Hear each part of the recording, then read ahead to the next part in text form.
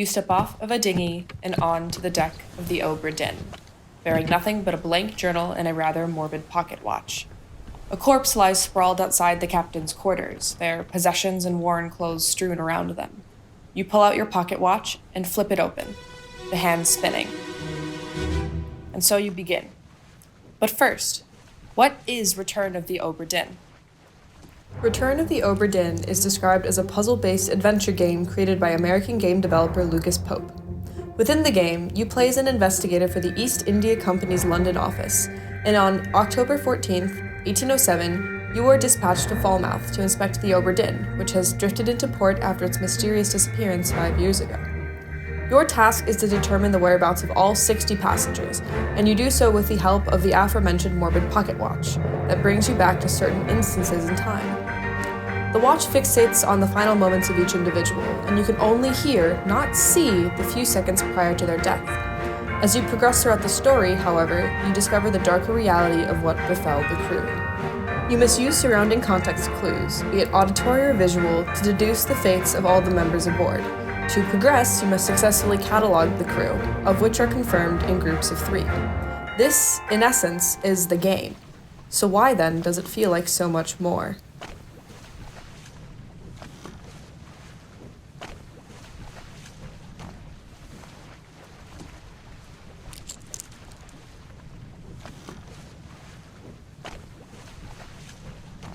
Return of the Obra Dinn never explicitly points out clues, instead providing you with intricate maps, detailed floor plans of the ship, an extensive crew log, intricate etchings of events, and a myriad of potential options as to how each victim might have perished. The game asks players to let their perception and intuition guide their investigative and deductive actions. The entire nature of Obra Dinn revolves around what you can analyze and take away, oftentimes trusting the player to make intuitive decisions dependent on clues such as the clothing of characters, what items they might have on their person, what their designated occupation is, what language they speak, and what country they hail from. The game then responds to the player's actions, deciding to affirm their guesses or subtly reject what they have proposed. It never will tell you directly what is wrong, nor will it prevent you from outright guessing the potential solution.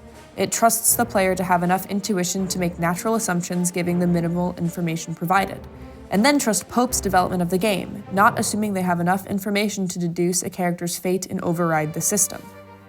Within games, mechanics are defined as the rules or ludums that govern and guide the player's actions, as well as the game's response to them.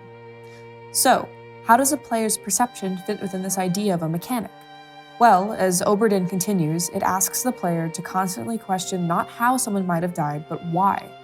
This question of why then completes the cycle, once again asking the player to rely on their perception and reassess their prior knowledge, thus shaping and integrating its concept as a mechanic.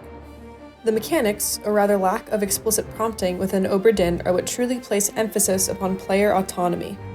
Using what minimal information you are given, and the still frame scene painted around you, you must piece together an elaborate and ever-changing puzzle. This sense of freedom is what opens up the narrative aspect of the game. The notable lack of prompt-based or confirmation mechanics complements the complicated nature of the player's task, as it truly emphasizes how player perception is the integral mechanic of the game. Keep course due east. You'll reach the Canaries in 3 days. You packed enough stores? Aye, sir. Checked and loaded them myself. Good. Stay quiet and alert.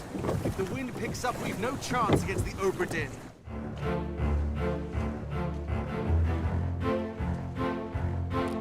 This concept of perception begs the question: how does Return of the Obra Dinn best utilize its aforementioned player-oriented mechanics?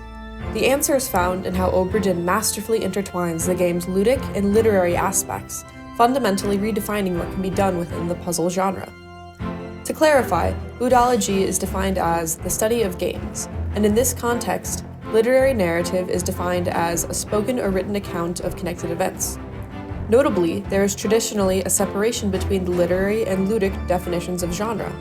For instance, one may classify literary genres depending on recurring themes within a piece of literature, whereas within ludic genres, games are classified into categories based upon the interactivity of the system. Thus, we combine the two in the term ludonarrative, which is defined as the intersection in a video game of ludic elements and narrative elements. In short, it's how we integrate the elements of ludic gameplay to develop a more holistic narrative game experience.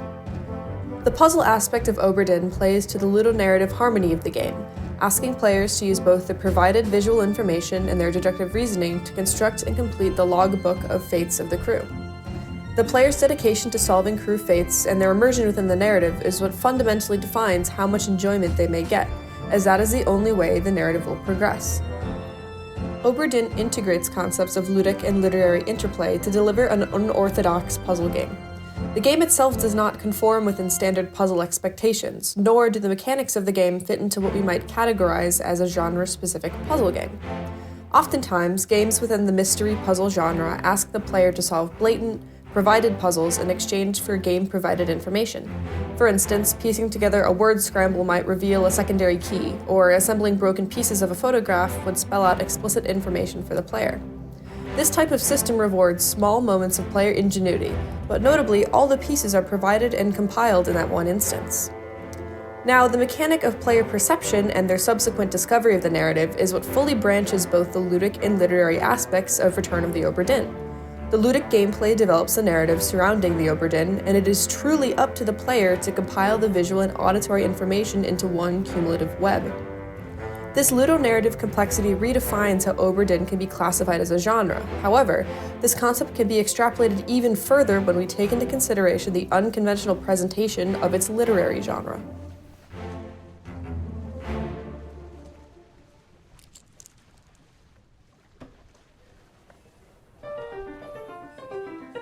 Obra Dinn is a game meant to encapsulate historical fiction, providing the framework of a lost merchant vessel and then intermixing it with the world of mermaids, giant crabs, treasure, and krakens. Traditionally, historically fictitious literature usually conforms to a narrative based on linear, cumulative, cause and effect sequences. Its deviant aspect is whatever fictional insertion is chosen to add to the historic foundation. Yet, within Return of the Obra Dinn, it chooses to provide information in a non-linear fashion, making the game feel temporal and disjointed. Yes, this information may be built upon as you discover the circumstances surrounding the deaths of the crew, but the provided visual and auditory information remains frozen in time. Thus, Obra Dinn capitalizes on its unique ludonarrative gameplay to deliver a profound player experience, asking them to immerse themselves in a non-traditional game format that contrasts how we are typically presented historical fiction. The nature of Return of the Obra Dinn asks you to be particular in this carefully constructed historical narrative, forcing you to try and formulate a linear temporal structure out of past events that aren't clearly demarcated. Sure, the logbook loosely places events and characters within the timeline of the game, but it isn't until you have dedicated several hours towards the game do you start to truly understand the intricate, overarching narrative. This fits within the framework of the game being one sprawling puzzle, continuously providing more information. In all, this final component of integrated ludonarrative harmony, coupled with the lack of directed action and established player freedom, delivers a profound player experience within Return of the Obra Dinn.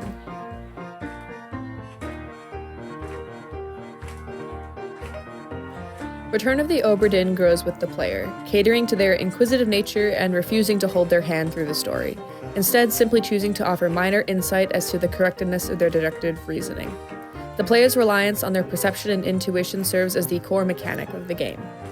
Overall, Return of the Obra Dinn is an intuitive masterpiece, merging unconventional graphics, complex narrative, and mechanics to deliver a rewarding experience for players.